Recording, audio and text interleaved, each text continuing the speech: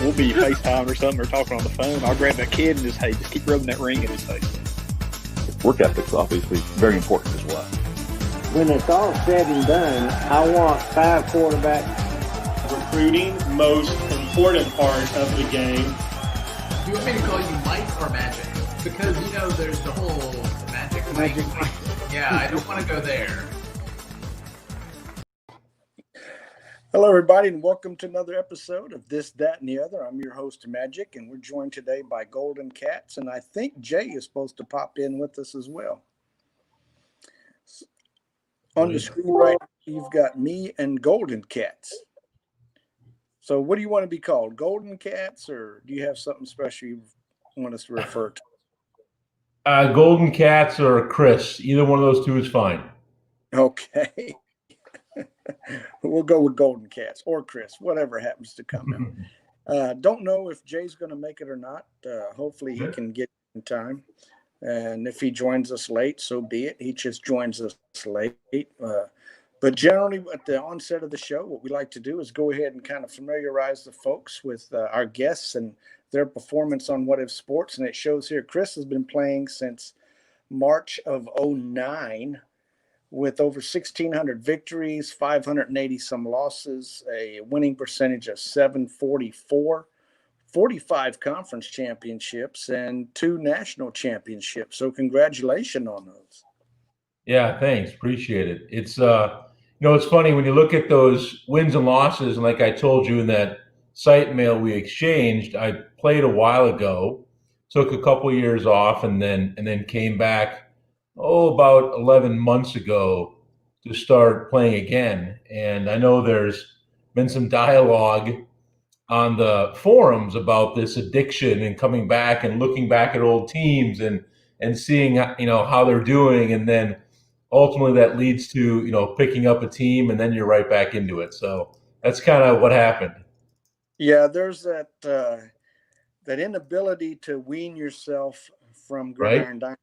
You can cut back on teams, but as soon as you do, you still have access to those worlds through your former teams, and it's inevitable. You take a look, and then you say, you know what?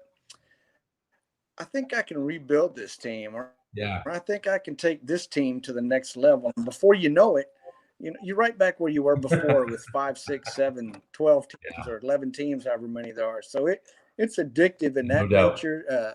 But I sometimes, and I've gotten away from it a time or two, and you miss the camaraderie that you do engage with some of your conference mates, and you also miss that thrill of recruiting.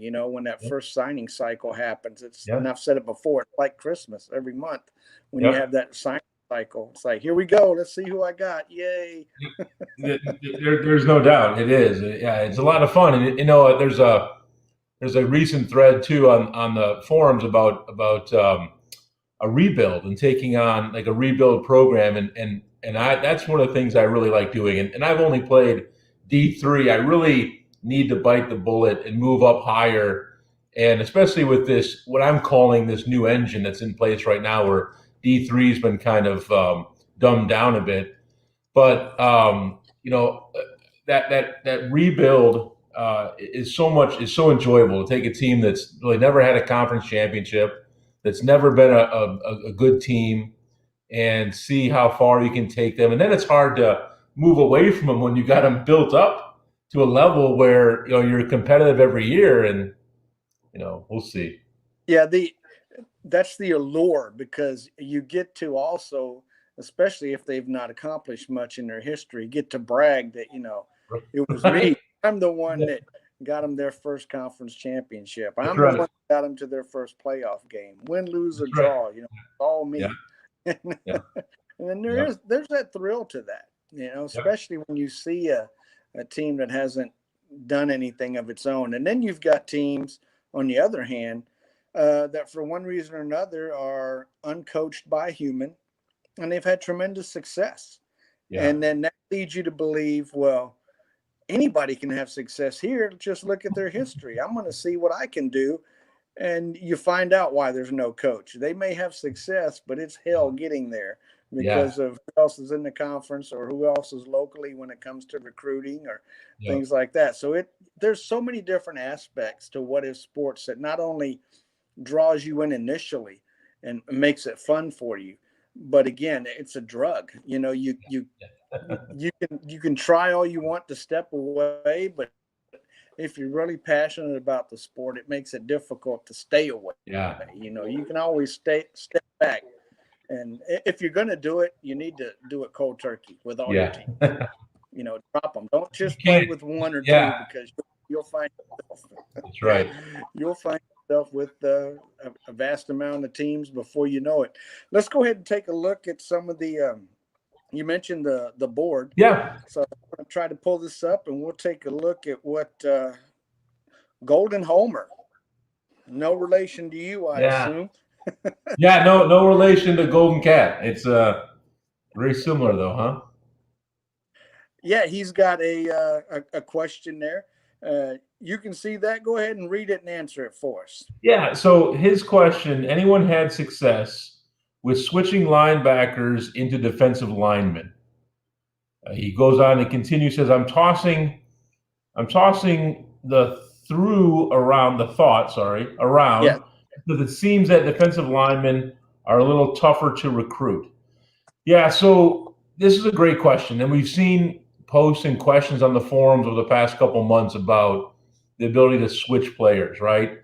And I think that you know, there was a time that switching players was much more prevalent. We saw that in earlier versions, and I think today it's not as fruitful as it once was. And so my general thought is I try not to switch, not even linebackers to defensive linemen.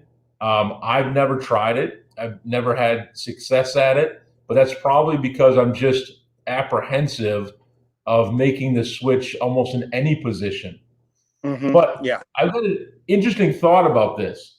So the one thing that I think is really interesting, when you look to switch a linebacker to a defensive lineman, you take a pretty serious hit in certain attributes, right? And I think that probably tells you more about what the important attributes for a defensive lineman are versus, you know, the success of switching from a linebacker to a defensive lineman. What I mean by that is when you look to switch certain players, certain positions to other positions, the attributes that take the biggest hits, I think, are the ones that are important for that destination position. So it's interesting, the ones you see take the biggest hits. Mm-hmm. And the one thing I've noticed too is there doesn't seem to be any consistency. I truly think that when you make position changes, I don't know how they scripted it into the programming, but with the number of people you have at a particular position, when you're changing somebody to that position, it seems to have a little bit of effect on how their work ethic and stuff falls. Yeah, certainly work ethic. Yeah, work ethic for sure. Yeah, no doubt. Yeah. Oh, it looks like we got TNJ here. Is that who we've got? Can you hear us? Yes, sir. Can you hear me? Okay.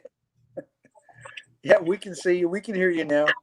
I know we had a little bit of a glitch there trying to get you on, but at least you're on. And I was trying to get here. I just got busy. Okay, no worries. We were just going into the one of the questions on the forum regarding switching positions. And before we get back to that, I want to treat you just like we have everybody else and provide some background info for the people who are tuning in. And it shows that you've been playing since November 10th, so of 2010. So you got a birthday coming up, or an anniversary rather, for What If Sports.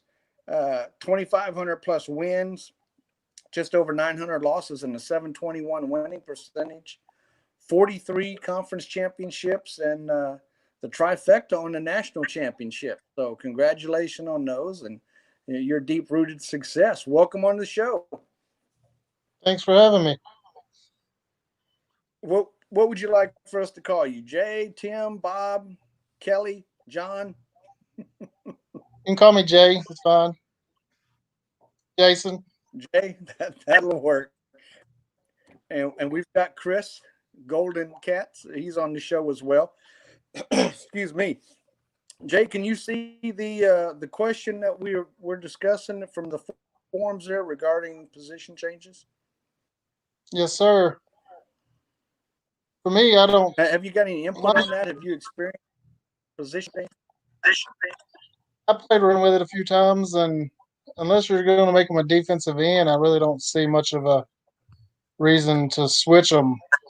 You lose so much; they just out, and they may be effective as a senior, but in the long run, I've not really had much success with them.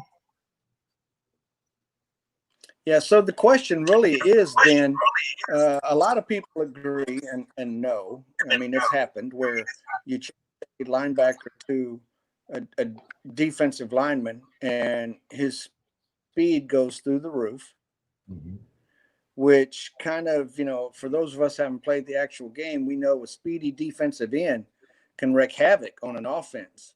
But in this particular game, how much value is put on that speed core for a defensive end? Or is it more important to have a guy out there that's got a lot of strength, maybe elusiveness? You find that to be more of a factor over speed. Where would you rate speed in all the cores regarding building a good defensive end?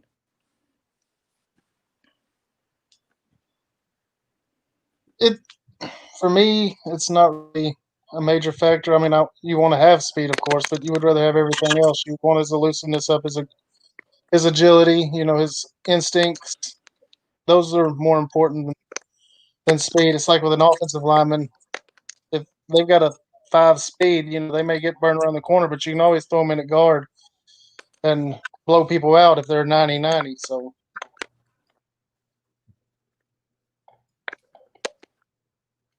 Now, Chris, Yeah. are you able to hear him, or is he breaking up for you as well? No, I can hear you guys okay. It's a little bit in and out, but I can hear Jay okay.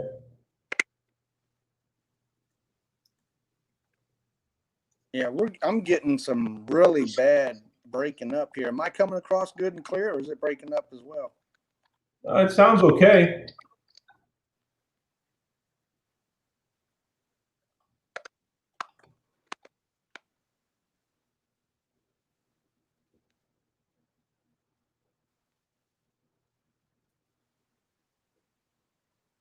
Wow, it's just really bad freezing up on me.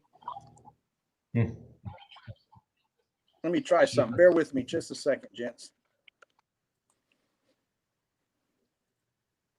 Jay, can you hear me okay? Yes, sir. Can you hear me? Yeah. We'll have to conduct the rest of the show while Majique figures this out. Better pull something out of that. That's right.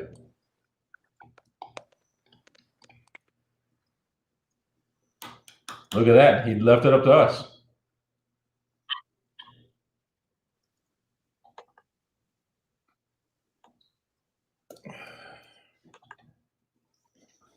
Jay, you down in Tennessee?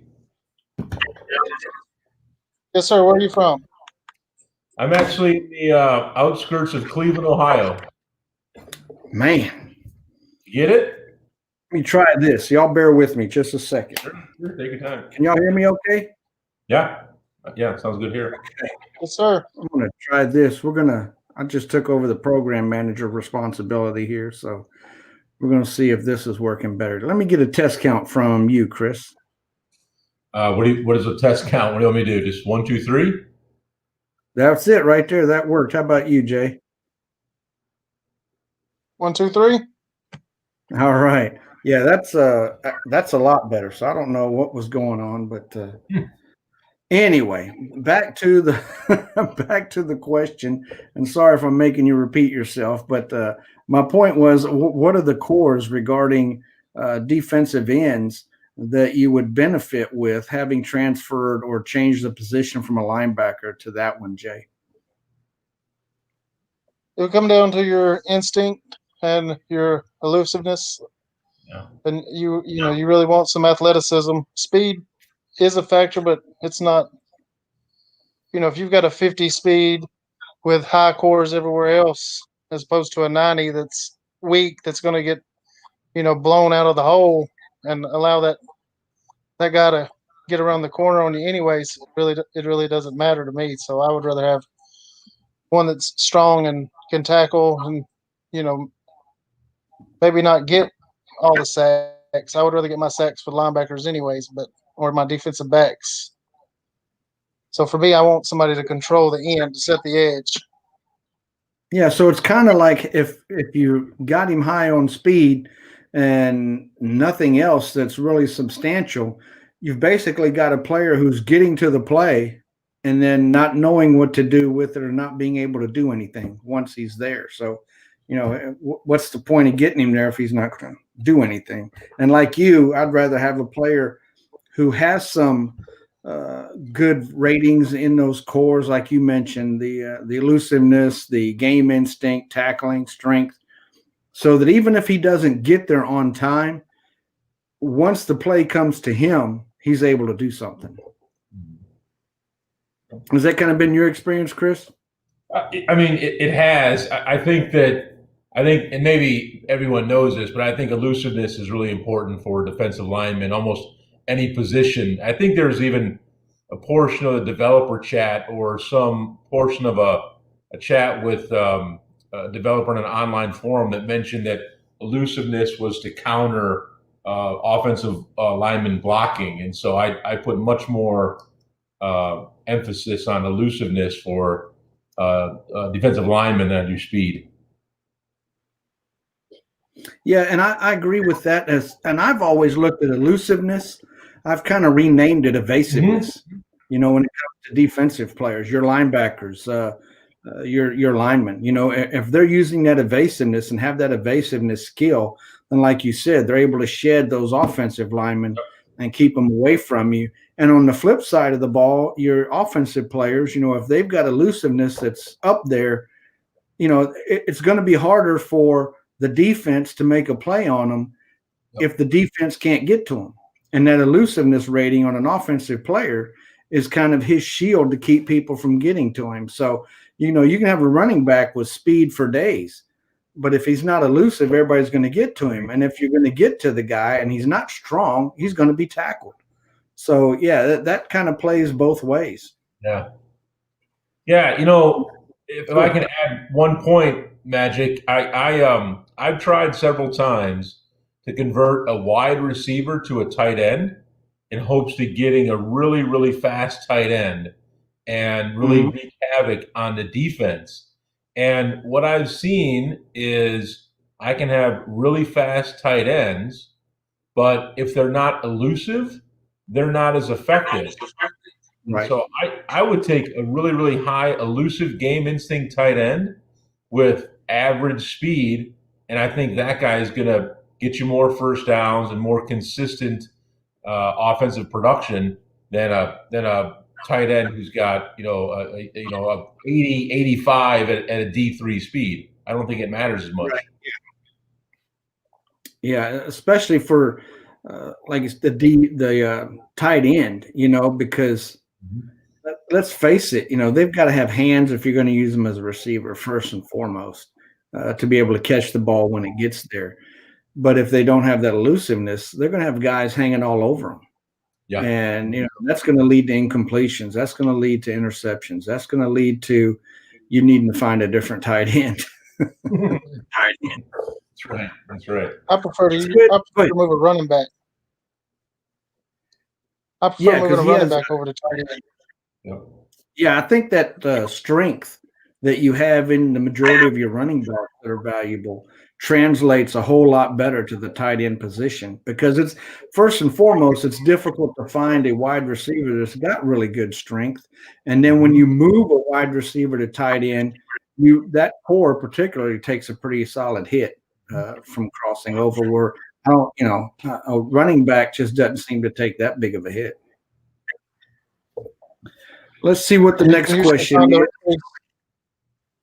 You can usually find a slow running back you can move over and get them really cheap as a way to save a little money in the Yeah. recruiting battle. Yeah, no, Those big yeah, battles. speed, I'm sure goes up. Yeah.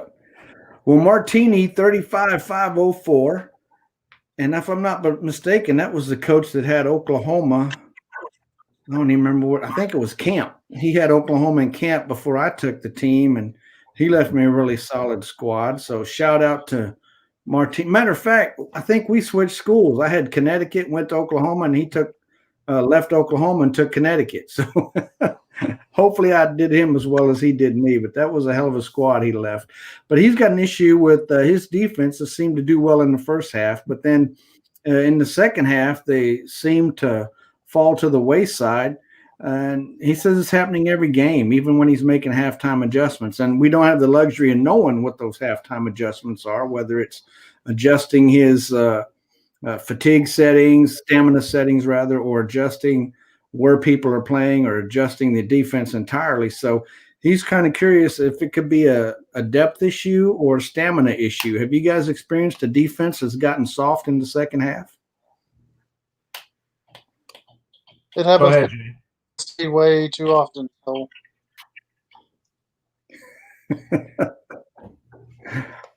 I have defenses that get soft in the first half and softer in the second. Yeah. Majique, I've never experienced that. I don't know what it would be. It sounds like. I mean, if he. Yeah, I don't know what it would be. Go ahead, Jay. Maybe he could raise up his stamina to like a 95 or a 90, and maybe in the first half, and that way in the second half he would be a little fresher.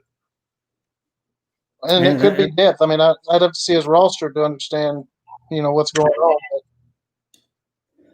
Yeah, I kind of gather it's pretty much every team he has. So that tells me or leads me to believe that it's a setting that he is either selecting or not selecting. And you brought up the stamina setting.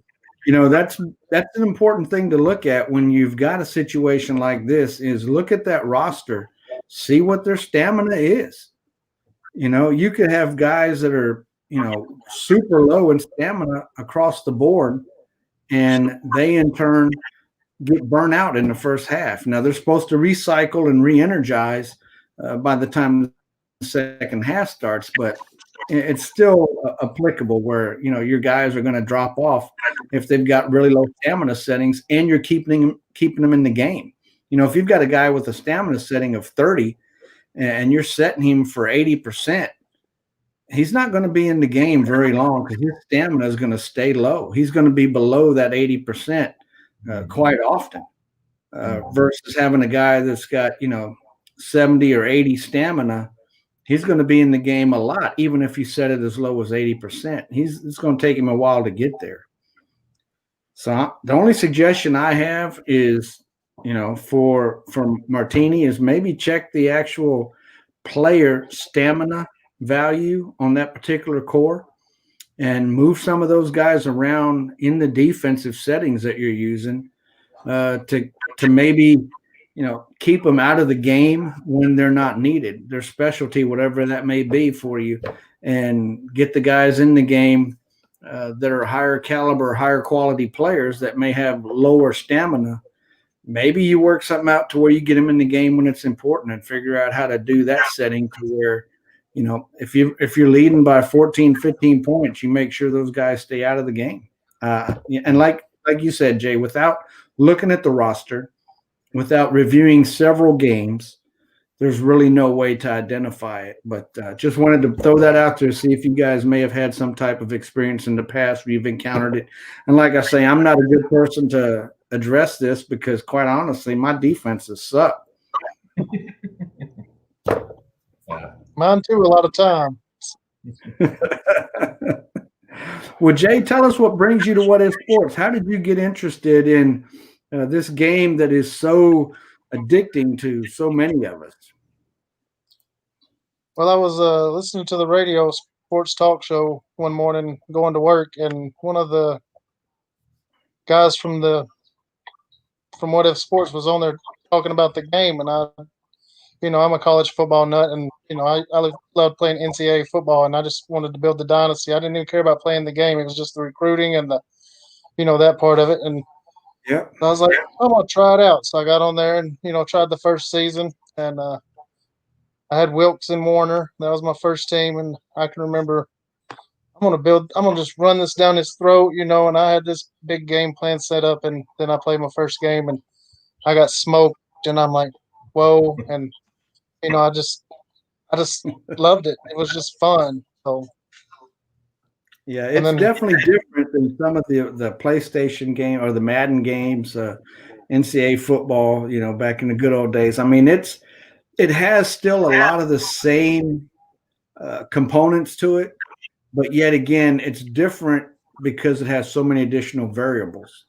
And it's not one of those games like the stereotypical computer or console video game that you play it long enough, you're going to figure out what works and what doesn't. And the fact that, you know when to do things, and it's no longer even fun. With this game, I don't know anybody. I know there've been people who've gotten close, but this game still throws you a curveball on very, very often occasions. I mean, for me especially, just when I think I've got something figured out, something happens to make me rethink the whole approach.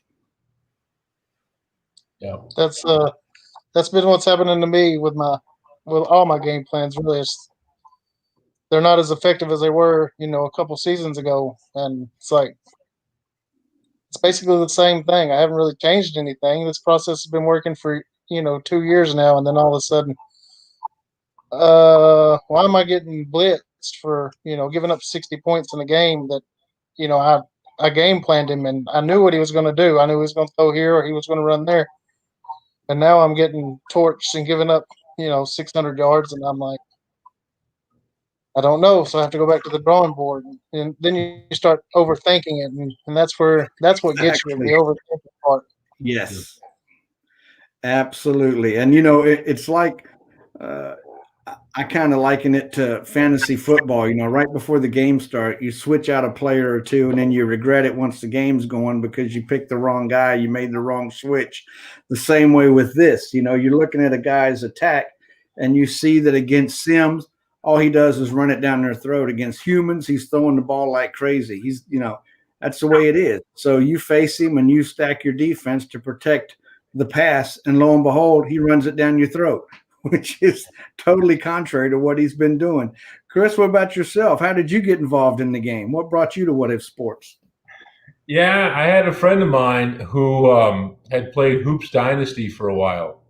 And, and he would talk it up, and I took a look at it a couple times, just never played Hoops Dynasty, but saw the product, but was more interested in Gridiron Dynasty when I figured that was an option. So ultimately, my buddy turned me on to it, and then I just ran with GD for all those seasons. What got me is I was looking for something to mimic running a program. I coached youth football. I did the whole put the stripes on the helmet. We actually had a draft for kids and all that stuff. So I was looking, after I got out of that, something to kind of engage my internal drive to be involved with football. And I was looking around, tried a bunch of different games, probably a dozen or so. And for whatever reason, they just didn't seem to have that thing to click. And when I tried this, it was literally probably about game 6 of the regular season of my first team in Stag in Washington in Stag World. Probably about halfway through the season, I was like, you know what? This is awesome. I'm locked in. This is where it's at. And that's been 15 years ago. Yeah. And it's as I mentioned, we were talking before, some of the tools that are out there, and Yatzer's game analyzer. And this kind of sounds a little bit nerdy, but I love to take that game analyzer and then dump out the plays into Excel and look at the entire season to see where your strengths are at, where your opponent's weaknesses are at, and then kind of take that information and use that to kind of game plan your team. So that part of it is a lot of fun as well. And you need games to do that. You need data to take a look at to do that. So that's a really enjoyable part as well. Yeah, and for those people who have the ability to, whoa, I just hit a button on my chair and it dropped. To have the ability to actually take a spreadsheet or some other type of data program and compile that data and really crunch those numbers, aside from what if gives you, that's an awesome advantage to have. Not unlike what's being provided with the game analyzer that came out recently. We had Ed Zimney, and kudos to him. He's doing great work on that product and enhancing it every chance he gets. And it's really valuable when it comes to recruiting. Provides a lot of opportunities to see things that would otherwise take many, many minutes and many mouse clicks to get to. So I encourage anybody that can improve what if sports through various means to do it. You mentioned Yatzer. Hell of a tool. Yep. I used it quite a bit, especially in recruiting. And the game, reviewing the game right now that's still available through that tool is pretty awesome. Did you ever use any of those, Jay, the Yatzer tools? I did for a few years back, I don't know, 5, 6, 7 years ago.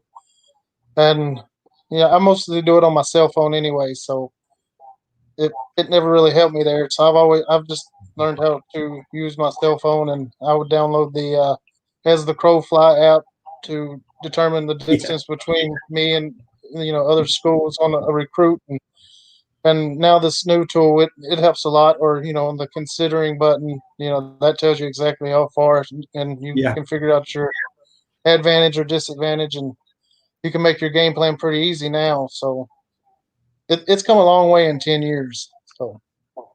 Yeah, it has. And what I like too is the fact that people, you see it on the board all the time, that what if sports doesn't listen, or they're not, staying in tune what we need. And to some respect, some regard, that's true. But overall, you look at the game today and compare it to the way it was back in, 2005, 2010 time period. Mm-hmm. And when you really step back and look at it, you can tell that they listened, because there are a lot of aspects to the game that are available now that weren't then, that were customer driven, basically, things we asked for. For instance, having the ability to set independent responsibilities on a player instead of just having a running back be a running back. We asked to have the ability to make one a fullback, have one, designated as a pass catcher, and they've incorporated that. Same with the tight end, that position, all the positions across the way, they've given us options. And more recently, being able to see the potential of players without having to go in and open every stinking email and try to decipher that for yourself. That was just, that was mind-numbing, mundane. And, I wonder how many people left the game just because they had to deal with that. Yeah. Well, that was one benefit of Yatzer's tool when the recruiting tool worked, is that it would automatically populate what the potential was, and I'm glad they baked that into the actual program now. Is there an aspect, Jay, of what if sports with the recent changes that you really see that benefited you and how you play the game?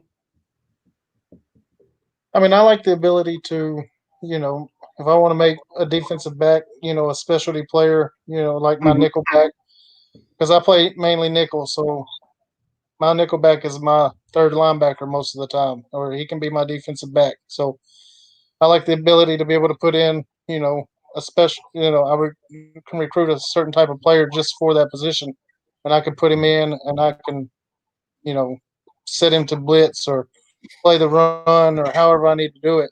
And I like that adjustment when they made that change, 5 years ago, I guess. Yeah, at least. Because before it's like a bit longer than that.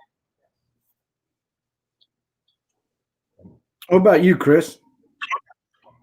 Well, boy, I tell you, the adjustments that have been made to recruiting to do some of the things that these tools did before, like the ability to mass recruit, to see the potential, those kind of things where you see the schools that the players considering instead of the old, considering us among others, that whole verbiage.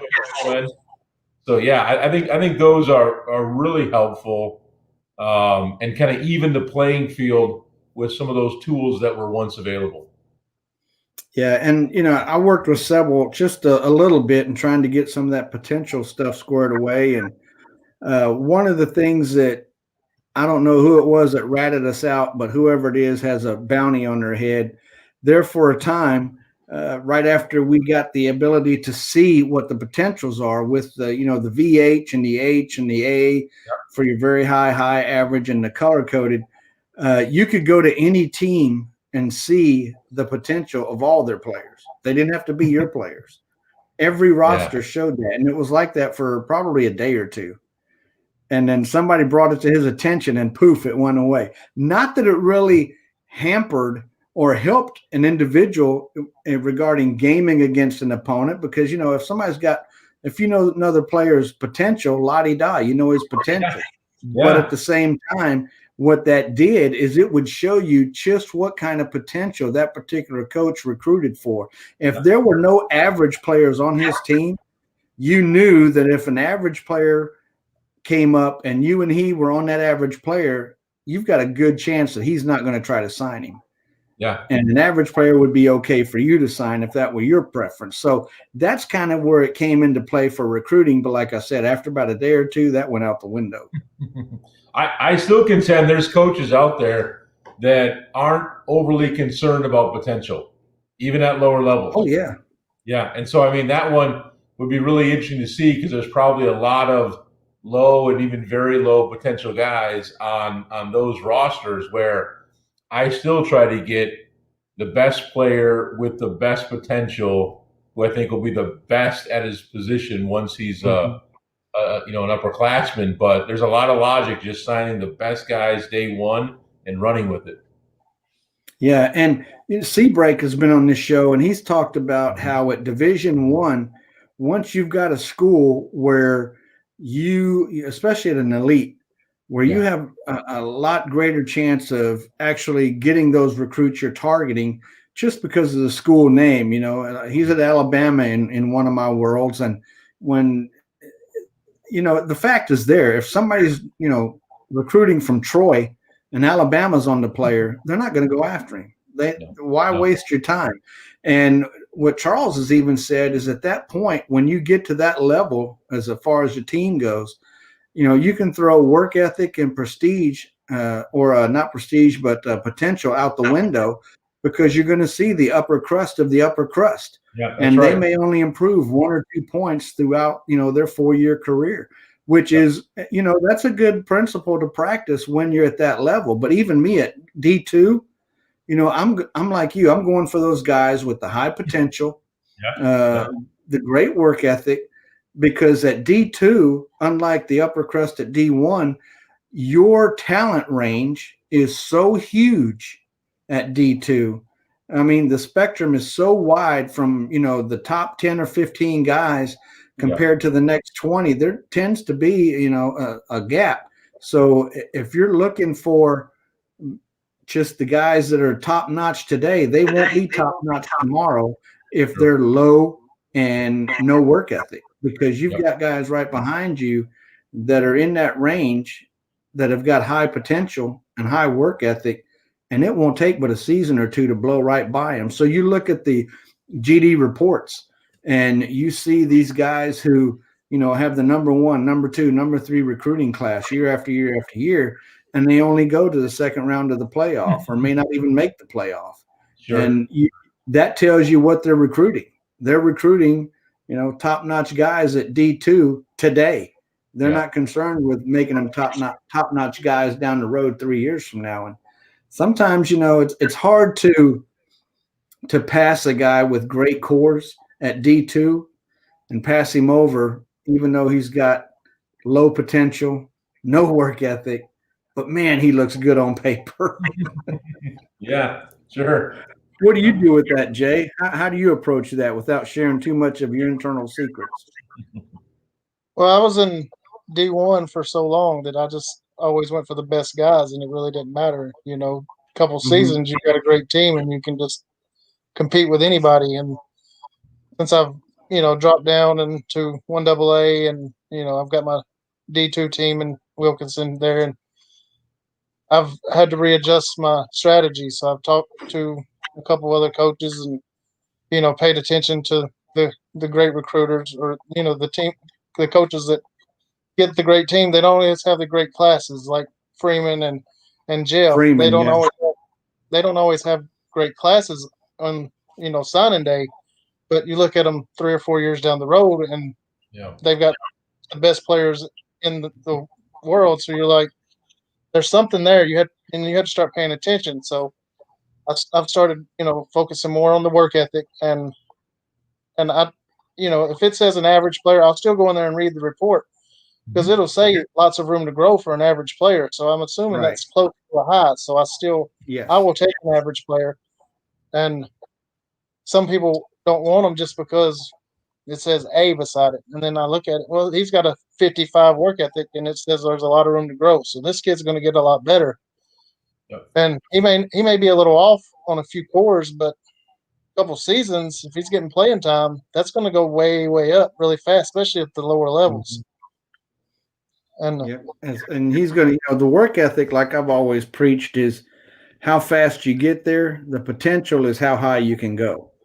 So, if you get a guy with high potential and high work ethic, he's going to max out a whole lot quicker than some guy with, low potential and lower work ethic. He's not going to go anywhere. And that's that tricky balancing act. And I find myself, sometimes I'm blessed with having to choose recruits. I've got a class that's pretty solid, and I may have 1 or 2 scholarships left, and I'm looking at a particular set of players, and one of them has got high work ethic, but not the high potential, where the other one has high potential, but not necessarily the great work ethic. So, you have to put him on that scale and say, who do I need and how fast do I need him to be a viable player on my team? And it's just, it's a roll of the dice at that point for the most part, depending on your team makeup. So it happens a lot. But like Charles says, if you're at D1 and you're at an elite, you don't care. Yeah. Yep. I've got Warner, I've got Texas Tech, and that's my goal is to win the first national title at Texas Tech before I leave that school. And I've been paying attention to Kansas. Jeff, he's an amazing coach, and how he does what he does, I'll never figure it out.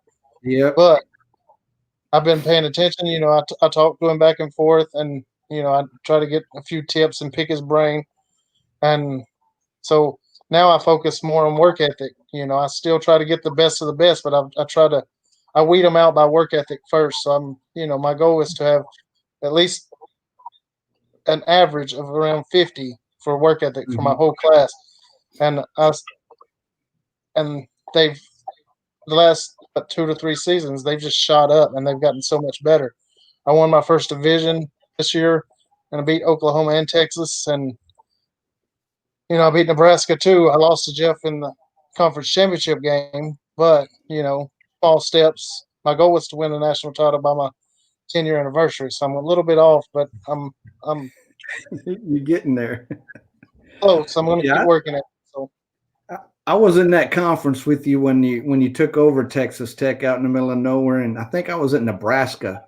And Jeff, no matter what we did, Jeff Ford, he just plowed the field with my guys every time we played. No matter what I tried to do, it didn't work. And he had that Kansas team rolling, steaming right along, and it's just amazing. We mentioned Jason Freeman, but you look at those teams, like you said, later on, 3-4 years later, and their recruiting class would not indicate that the talent would be what it is at that part of their career. And it's got something to do with them just, making those guys increase their work ethic once they're on their roster. They're getting the playing time to boost that work ethic. They're staying happy. and they're performing better. So I think that's one of the biggest magic pills, if anybody can share in what is sports with new coaches, is, especially at the lower levels, that work ethic is pretty important if you know how to groom it. Yep. It's one thing to have it, but you have to be able to groom it and help those players grow that work ethic. Is there a secret that you have, Chris, that you're willing to share regarding how to increase a player's work ethic? Well, I think I follow a pretty tried and true methodology, and that's get them playing time early. As freshmen, especially against Sims, against teams that I know I can beat, I get those freshmen playing time as much as I can, and really, right, really freshman, sophomore, and honestly, by the time they're juniors, unless they're a very high potential and they're going to grow more, they're probably, being saved for my postseason. The juniors playing time will be saved for my postseason or conference championships. I'm just trying to get the young players, freshmen, sophomores, to grow as much as possible in those first couple of years. And I think that's a method that most folks follow, maybe with some little tweaks to it, but I think that's probably what most people do. And I think a lot of folks that try to apply that strategy or that ability, that they run into difficulties in how to get those young guys playing time without sacrificing that particular game. I've talked to numerous coaches, and it seems that everybody has a different strategy. Some use a particular offense when they're leading by X number of points with X number of minutes left in the half. Others just use an offense throughout the entire game that's really not their core offense, but they set it to where they throw it in and run it with underclassmen, and some of them have great luck at it. You can look at some of the play-by-play and the extended box score, and you're like, these guys don't even deserve to be on the field, but yet I can't do anything against them. How did that happen? So what about you, Jay? Is there a particular strategy you use to groom those young ones? Well, you can always set your stamina at a 95, and if you do it right, you can get most of them, 30, 35% playing time every game, and they'll get the starts. And, that'll help them grow a lot too. And you're not really sacrificing anything because in getting the fourth quarter, your guys are fresh. So you have an advantage there, especially on offense. You can always, what I'll do is I'll play my freshmen and stuff for a rest down. It's basically my run plays. And I'll play my backup running backs. That way, my backup quarterback, maybe get them a few throws here and there. And they tend to grow very, very well. So, and then offensive linemen, I just let them play and, try to keep them fresh, set them at a 95. And as the season goes on, those lower level guys, they would come up and then they're good backups by the time you get to the end of the season. Now, what about the converse of that? You're getting those freshmen playing time, you're bumping up their work ethic, but in the process, some of your senior guys are noticing they're not getting the work ethic or the playing time that they would otherwise feel they deserve, and some of their work ethic drops. What do you do to combat that? Do you just set up plays specifically to get them more playing time, or do you adjust the entire setup? I mean, you can go in at halftime, and if you need to make an adjustment, you can drop it down to an 85 or whatever you need to get them more playing time. But the first half, most of the time, it's going to be a tight ball game, anyways, and you can save your guys for the second half, which is usually important. So, I mean, that's just how I've always done it. Chris, have you ever noticed? Wrong because Go ahead. I'm probably wrong because, I lose way too much. So, I mean, I gave up 15 points in the last minute to lose to Florida, and I gave up 21 in the last 8 minutes against Oklahoma to lose that one. So I have no idea. So you're not alone. You're dominating the game, and then next thing you know, they get a touchdown, and then you get 3 and out, and they get another, and then we lost. So I guess that's what makes this game so much fun. little bit of parting words from you to impart upon the new players that are recently joined? Listen, I think it's just tried and true advice. I mean, find coaches that are willing to share, because when you're new, even kind of known things about the games are new to you. So find that coach that can help you with some recruiting tips, because that's one of the quickest ways to get a good team that's competitive and fun, and then you really start to enjoy the game. Just find a coach that will help you with recruiting. I think try to get as good at recruiting as you can be, and that just it kind of snowballs on itself. Absolutely. What about you, Jay? Any wisdom to impart? I mean, Chris said it all. You find somebody, you find the good coaches, and you start asking questions.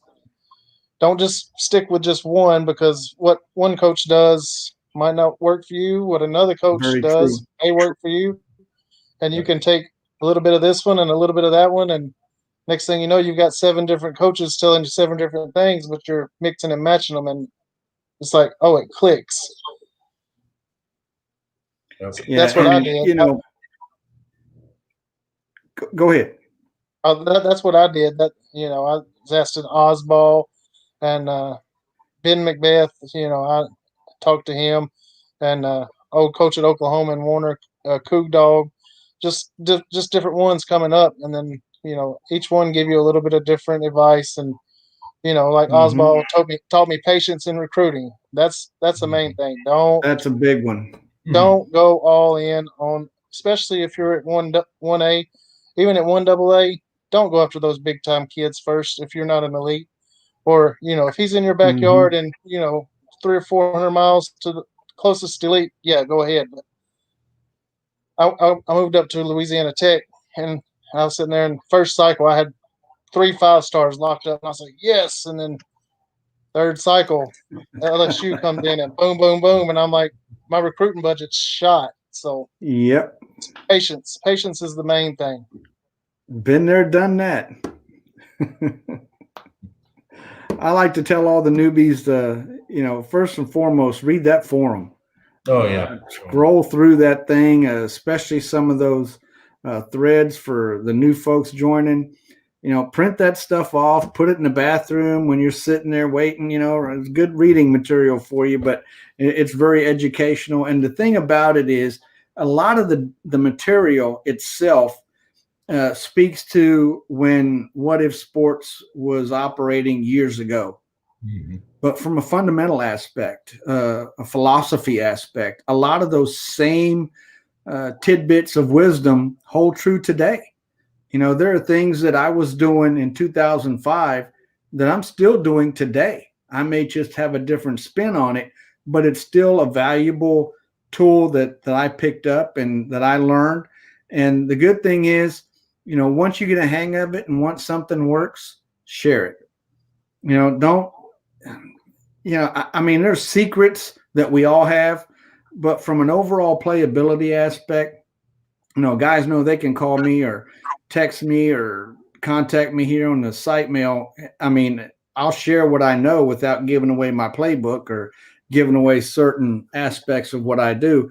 But I have yet to run into any coach that's not willing to at least give you his version or his view or some advice, good, bad, or otherwise. Yep, but, read those forums, new guys. Those forums are jam-packed. And another thing is, don't only read the forums, but scroll through them quite a bit. Do a search for the particular topic, because you would not believe how many times the topic is, when do the recruits come on board? Is the cycle 4 hours? How come I didn't get any feedback the first 24 hours? Those are things that the old hats, drives us crazy because it's information that's out there that's funny for everybody else to see those posts. But the information's out there for you guys, the new guys, to get on and get those answers for themselves and be proactive. Because I'm going to tell you right now, if I see that a particular guy or gal has put forth the effort, and they're approaching me with a question and they've said, look, I've read through the forums, I've read this, I've read that, and I still don't understand it. I will probably be a bit more receptive to provide a more detailed answer than a guy that emails me or site mails me and say, "Hey, I'm new to the game. Recruiting just started today. I haven't read squat. What does green mean?" Sure. Dude, I don't know. What are you talking about? Green, red light? What? I don't know. Man, but anyway, guys, look, I appreciate y'all coming on. I know it was a bit short notice for the most part, but again, thank you all so much for joining the show. And you know that the link that you used to join here tonight is available any Thursday night that we're broadcasting. You're more than welcome to pop in and join. You don't even have to say anything. Just pop in, come on, and listen to what's going on, or just come on and be part of the panel, if you will. So you've got that open invitation. That link is updated about an hour or so before the show on the Thursday nights that it airs. So, guys, again, thank you so much for being here. I appreciate your time. Best of luck to you, and hope you guys let me win a few. Yeah. Thanks, Majique. Appreciate it. We'll see you. You guys. You don't need luck to beat me. I promise you.